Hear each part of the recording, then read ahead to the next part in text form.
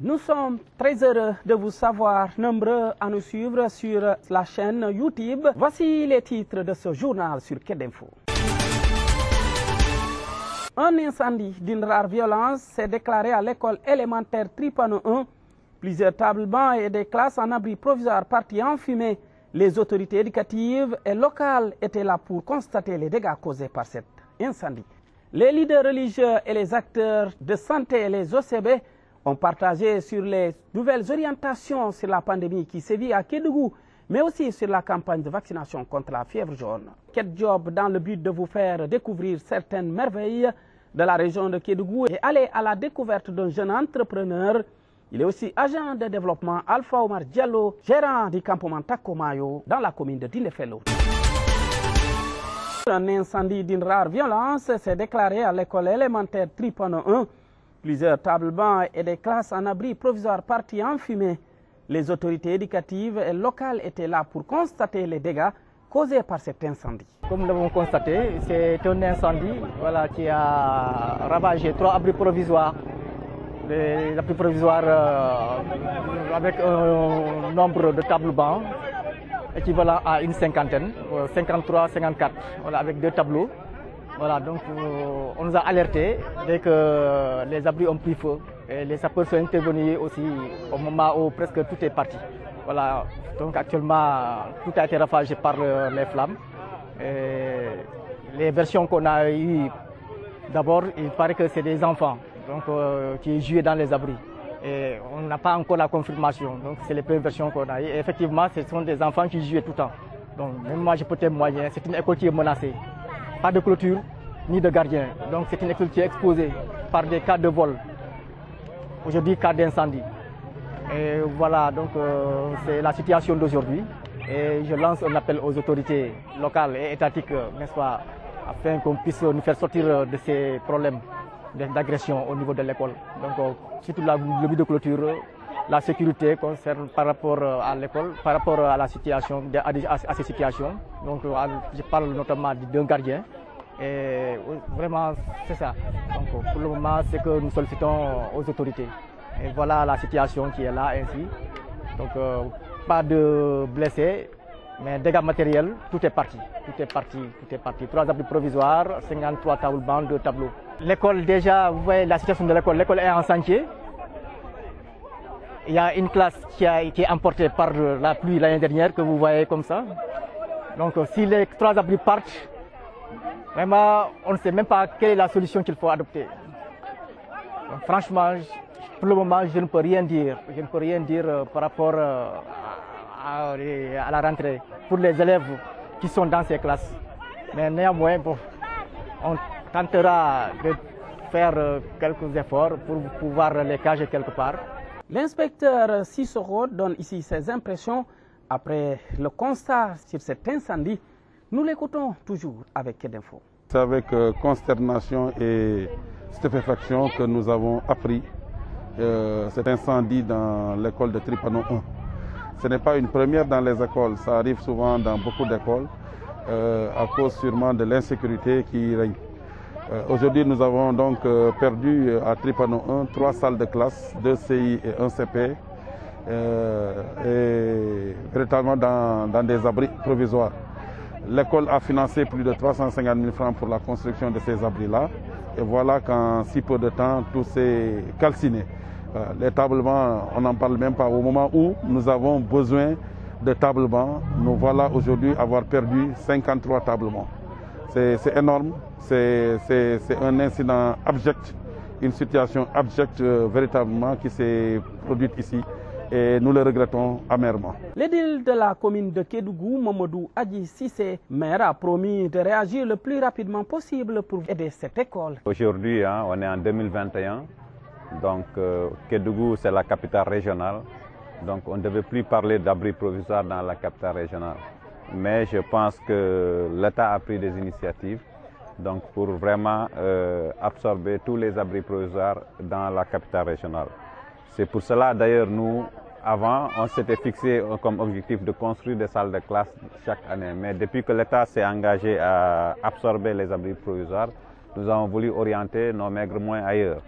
Mais je pense qu'aujourd'hui aussi, c'est une occasion pour nous, vraiment comme les procédures étatiques sont très lentes, donc de prendre nos responsabilités. Et Inch'Allah, nous allons agir très vite pour vraiment la construction, vraiment d'abord sécuriser l'école, la construction des murs dans les écoles élémentaires. Parce que comme vous voyez ici, aujourd'hui, je pense que l'incendie est venu de l'intérieur, pas de l'extérieur. Donc si l'école est bien sécurisée, bien clôturée, donc éviter que les gens entrent n'importe comment dans les écoles. Et on veut aller au-delà même de ça, trouver même des gardiens dans les écoles, parce que c'est important. Des fois, les écoles ont tendance à subir des vols, tout ça. Et je pense qu'il est important de sécuriser vraiment les édifices pour vraiment la bonne marche de l'éducation des enfants. Les leaders religieux et les acteurs de santé, les OCB, ont partagé pendant une journée sur les orientations sur la pandémie qui sévit dans la région de Kédougou, mais aussi sur la campagne de vaccination contre la fièvre jaune prévue prochainement. Nous écoutons Dr Fodé Danfara, il est le médecin-chef du district sanitaire de Kédougou. Nous sommes réunis ici avec les acteurs de la presse locale ainsi que les OCB, les leaders religieux pour une orientation et partage d'informations. Donc orientation sur le risque parce qu'on sait qu'aujourd'hui la communication est le nerf quand même de la guerre qui est la pandémie dont nous vivons. Mais aussi partage d'informations sur la situation de la Covid au niveau du district de Kédougou pour l'année 2021. Et partager des informations aussi sur la préparation de la campagne de vaccination contre la fièvre jaune. Donc je pense que ces trois plans quand même ont été discutés de long à large avec tous les acteurs qui ont été présents et qui ont beaucoup contribué pour améliorer ces différentes activités que nous allons mettre en œuvre. Donc pour dire que pour la Covid, c'était juste pour lancer l'alarme parce qu'aujourd'hui, depuis janvier quand même, nous avons enregistré rien que pour le mois de janvier 56 cas, mais du 1er février au 6 février, nous avons enregistré 40 cas, ce qui veut dire que nous sommes en train d'avoir une recrudescence très importante des cas de Covid au niveau du district. Donc cela nous permet de lancer l'alerte auprès de la presse d'abord, ainsi que les différents acteurs, pour leur dire que nous avons senti un relâchement et que cela est en train de se répercuter sur la contamination locale au niveau du district de Kédougou. Nous avons aussi noté des cas de fièvre jaune au niveau de Kédougou et Tamba, ce qui nous mène à organiser une campagne de riposte qui va débuter du 15 au 24 février au niveau du district sanitaire de Kédougou. Et c'était l'occasion de partager avec la presse les informations, le chronogramme, mais surtout avec les chefs de village ainsi que la jeunesse, pour mettre en œuvre un plan de communication adapté, inclusif et participatif pour convaincre le maximum de population de Kédougou, dont l'objectif est de vacciner 95% de la population. Il y avait 2 cas qui ont été détectés au niveau de Kédougou. Maintenant, l'un quand même s'est déplacé et que l'autre a été pris en charge et qu'il est déclaré guéri. De même que le cas de Saraya. Ami Koledem, responsable de la campagne de riposte contre la fièvre jaune, est largement revenu sur le déroulement de cette campagne qui aura lieu du 15 au 24 février à Kédougou. La campagne va se dérouler, Inch'Allah, au niveau de la région de Kédougou et de la région de Tamba, du 15 au 24 février, au niveau du département de Kédougou, de Saraya et de Salémata. Maintenant, le jour, Inch'Allah, de la campagne, on va organiser un lancement devant tout le monde où on va voir le médecin-chef du district se faire vacciner. Moi-même, Inch'Allah, je vais me faire vacciner le même jour, Inch'Allah, le jour du lancement. Il y aura même la présence de certains journalistes qui vont se faire vacciner devant tout le monde. Maintenant, la campagne va se dérouler au niveau de tous les quartiers de la commune de Kédougou, au niveau des postes de santé, des 13 postes de santé que polarise le département de Kédougou. Maintenant, vu que la cible c'est de 9 mois à plus de 9 mois à 100 ans, c'est sûr qu'il y aura une partie de la cible qui va se retrouver au niveau des écoles. Et là, on sollicite quand même l'appui de tous les parents, parce que là, c'est une cible très importante qui se trouve au niveau des différentes écoles. Et là, on a besoin vraiment de l'appui des parents, de leur accord pour pouvoir vacciner cette cible au niveau des écoles. La région médicale de Kédougou va capaciter les infirmiers chefs de poste tout prochainement sur la prise en charge des patients sur la fièvre jaune. Anne revient sur cette formation. On s'est rencontrés ici au niveau de la salle Tripano de la région médicale de Kédougou en compagnie de la direction de la prévention du ministère de la Santé que nous remercions à passage. On a eu la participation du chef de division de la prévention, du chef de division de la riposte vaccinale. Nous avons aussi les partenaires tels que l'OMS, nous avons l'UNICEF, nous avons la CDC, en même temps aussi nos partenaires locaux tels que l'USAID et NEMA. Donc l'objectif de la rencontre, c'est un peu de faire la préparation de la riposte vaccinale que la région médicale compte organiser avec la région médicale de Tamba, Inch'Allah du 15 au 24. Donc nous sommes réunis aujourd'hui pour faire un peu la préparation de cette campagne, pour essayer de voir exactement les tenants, les aboutissants, pour que nous puissions vraiment avoir une campagne qui se déroule dans les règles de l'art. Mais aussi en profiter justement pour avoir aussi un micro-plan qui va être un micro-plan niveau district. Et la région se charge justement de faire la synthèse pour qu'on ait vraiment un micro-plan niveau régional et qui nous permettra justement de pouvoir aborder la campagne de vaccination qui, on le sait à coup sûr, ne sera pas une campagne facile, mais quand même on espère, Inch'Allah, avec justement l'appui des uns et des autres, que nous puissions avoir au moins 95% de la population soit vaccinée à cette maladie qui est la fièvre jaune. Le représentant des partenaires, acteurs de santé, parle des différentes activités, mais aussi des étapes de cette dernière. Après cette étape, les équipes cadres de la région, c'est-à-dire les 3 districts de Kédougou, Salémata et Saraya, vont à leur tour réunir leurs équipes, les infirmiers chefs de poste, les équipes de santé, la communauté, ceux qui représentent la communauté, pour faire un micro-plan, c'est-à-dire par rapport aux objectifs qui sont attendus de la campagne, qu'ils puissent dégager leurs propres objectifs, leurs stratégies et les activités qui vont être menées sur le terrain pour pouvoir après entamer d'une manière concrète la phase de vaccination de toute la population à partir de ceux qui sont âgés de 9 mois et plus. Donc ce sera la prochaine étape.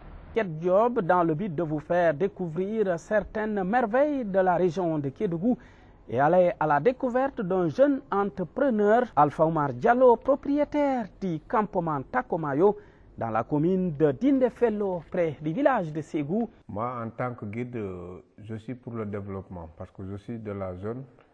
J'ai vu que les femmes de la zone, elles ont beaucoup de difficultés. En traversant les villages, je me suis rendu compte que les femmes souffrent beaucoup. Donc, quelle possibilité que je pourrais faire pour aider ces femmes-là?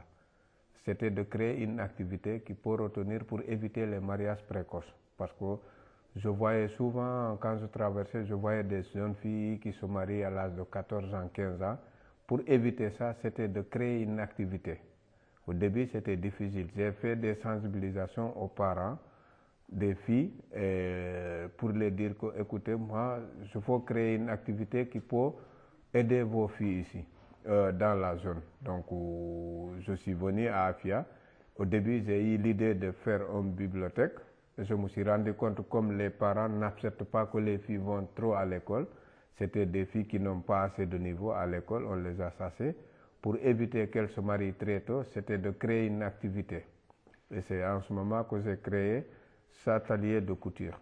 Pour les retenir, à moins si elles ont 16 ans, au lieu qu'elles se marient à l'âge de 16 ans, j'ai dit aux parents, maintenant je fais des contrats pour former vos filles pendant 2 ans. Pour les 2 ans de formation, elles vont sortir avec une machine à coudre. Donc elles ont logé, nourri. Donc ce logement nourri, c'est ici au niveau de Afiaon, au campement de Takomayo, c'est à côté du campement de Takomayo que j'ai construit cet atelier et le dortoir. Donc là maintenant, elles sont là, elles font leur formation. Après les 2 ans de formation, elles vont sortir avec des machines. Bon, souvent les difficultés qu'on a ici, c'est concernant l'eau et l'électricité, parce que j'ai l'énergie solaire qui n'est pas suffisante. Et l'eau, vraiment, avec l'eau, ça pourrait beaucoup nous aider. Vraiment, ce que nous demandons, c'est qu'on nous aide à trouver de l'eau potable, parce que le fleuve est là, mais tu ne peux pas les faire boire cette eau du fleuve. Donc si on peut avoir de l'eau ici, ça allait nous faciliter beaucoup de choses. 6e tour national, nous le disions dans les titres. JA s'est imposé face à Darussalam sur le score de 2 buts à 0. Université Saloum a perdu face à Azur 1 contre 2. L'AS Kaffrine aussi a perdu sur le même score de 1-2 contre Ngor. Mais Pépinière Sud de Kolda et Walidan de Thiès ont partagé les points 0 but partout. Même score entre Olympique de Ziguinchor et Renaissance de Yoff.